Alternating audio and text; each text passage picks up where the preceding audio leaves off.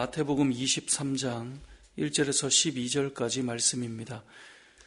강해 설교의 대가였던 마틴 로이드 존스 목사님은 예수님께서 만약에 이 시대에 오셨다면 이 시대 교회 사람들 중에도 바리새인이라 부르는 사람들이 아마 많았을 것이다 라고 그렇게 말씀하셨습니다. 이게 상당히 좀 불편한 말일 수 있는데요. 이 바리새인이라고 하는 말이 존경받는 지도자였지만 실상은 외식하는 자고, 오늘 본문을 보면 바리새인이 어떤 사람인지 그 민낯을 예수님께서 보여주고 있기 때문에 이 시대에 여전히 바리새인이 많다라고 하는 말은 우리가 그 안에 들어가 있다면 상당히 이제 불편한 말일 수 있는 것이죠. 하지만 그럼에도 불구하고 그 목사님의 그 말은 어찌 보면 우리가 우리 자신을 돌아보지 않는다면 우리도 이러한 모습을 고스란히 보일 수 있다라는 그런 의미가 될 것입니다. 오늘 본문에서는 바리새인이 어떤 사람들이었는가를 예수님께서 이제 평가를 해 주십니다.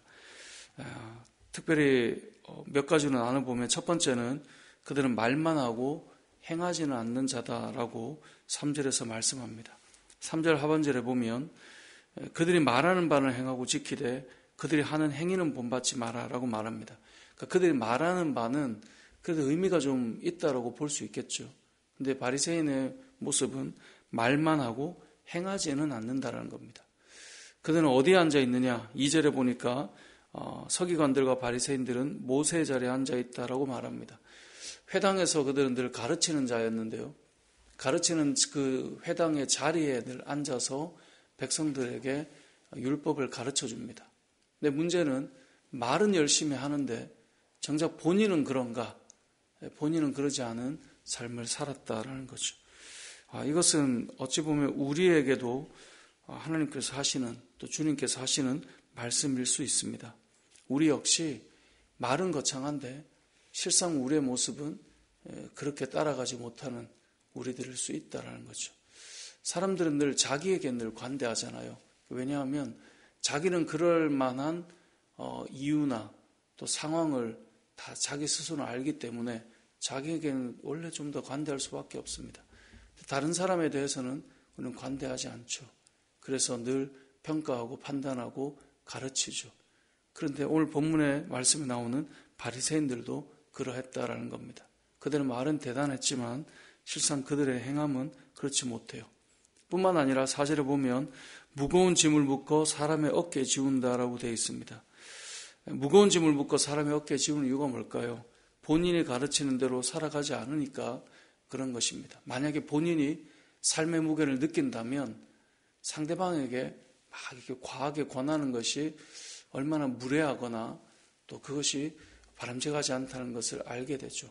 예를 들어 목회자인 제가 뭔가를 해볼 때 이게 참 쉬운 건 아니구나라고 느끼면 성도들에게 물론 필요할 때 영적인 유익이 있기 때문에 권하지만 그것을 막 채근하거나 하지는 못하겠더라고요. 왜냐하면 저 역시 치열하게 어떤 그 일을 위해서 애쓰는데 그 부분에 대해서 감당하고 있는 자들에게 그걸 막 밀어붙이면서 할 수가 없는 거죠. 왜냐하면 내가 느끼니까. 근데 말만 있고 행하지 않다 보니 더 과하고 더 과한 것들을 그 무거운 짐인지 모른 채 자꾸 얹어 놓는 거예요. 그러니까 본인이 해봐야 그것이 그렇지 않다는 것을 알게 되죠. 그래서 오늘 첫 번째 기억할 것은 말은 있는데 행함이 없다라고 하는 것이 바리새인의 특징입니다. 두 번째는 그럼 그들의 행동은 안 하냐? 행동을 할 때가 있습니다. 행동을 할 때는 그들은 어떤 특징을 가지느냐? 티를 내고 싶어 합니다. 그게 바리새인들의 특징입니다. 5절을 보면 이렇게 말합니다. 그들의 모든 행위를 사람에게 보이고자 하나니. 그러니까 그들이 행동하는 것은 사람들에게 보여주고 싶은 겁니다.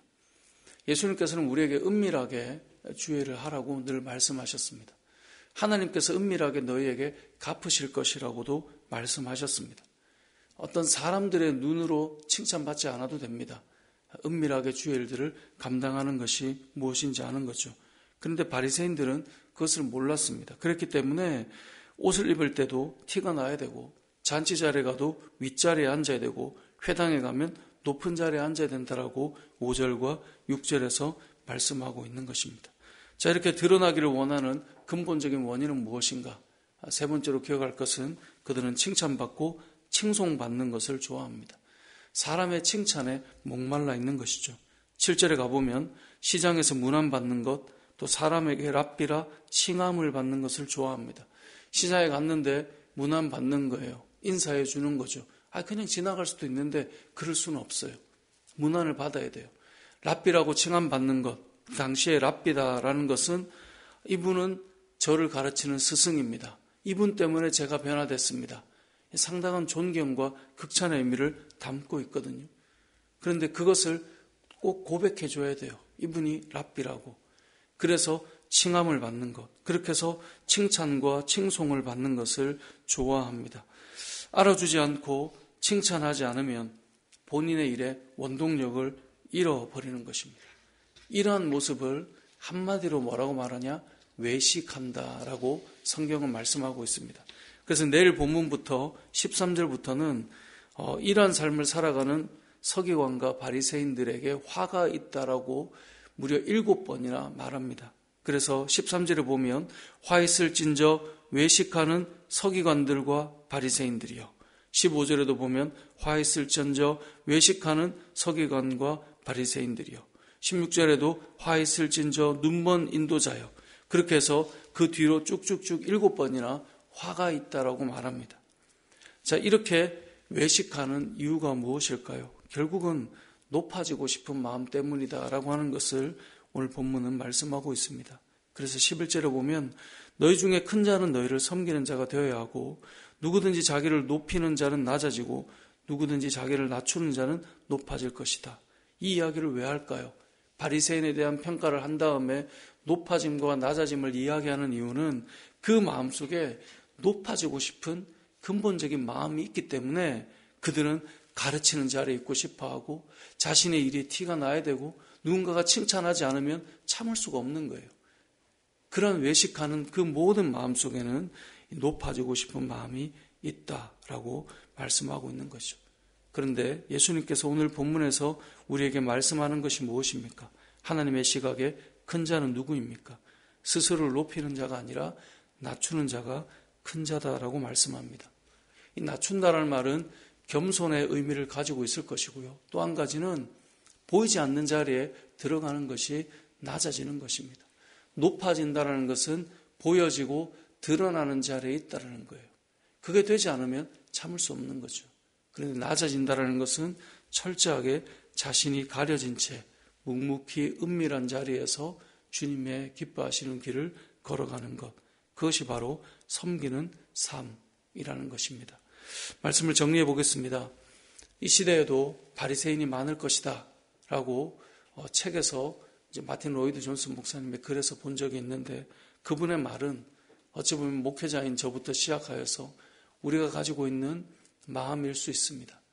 우리의 마음속에 사실은 드러나고 싶고 높아지고 싶고 인정받고 싶고 그것이 마땅하다라고 여김을 받고 싶은 우리의 마음들. 우리에게 나에게 이러한 높아지고 싶은 마음이 있는 것이 아닌가라는 전 질문이 하나 있다고 생각합니다. 점검할 수 있는 질문. 내가 이런 생각을 해보는 거죠. 나한테 어떻게 이럴 수 있어? 라는 질문을 내가 하게 된다면 분명히 내 마음에는 높아진 마음이 있을 것이다라는 거예요. 아니 나한테 어떻게 이럴 수 있어? 내가 지금 어떻게 하고 있는데 나한테 어떻게 이럴 수 있어? 이 질문에는 무엇이 깔려 있는 것입니까? 나한테는 그러면 안 되는 거지라고 하는 마음이 깔려 있는 거죠. 그렇기 때문에 우리가 살면서 나한테 어떻게 이럴 수 있느냐라는 질문이 시작된다면 그 안에는 내가 충분히 대접받을 만한 자격이 있는데 그렇지 못하다라는 지금 내 마음의 베이스가 깔려 있다는 것을 기억할 수 있을 것입니다.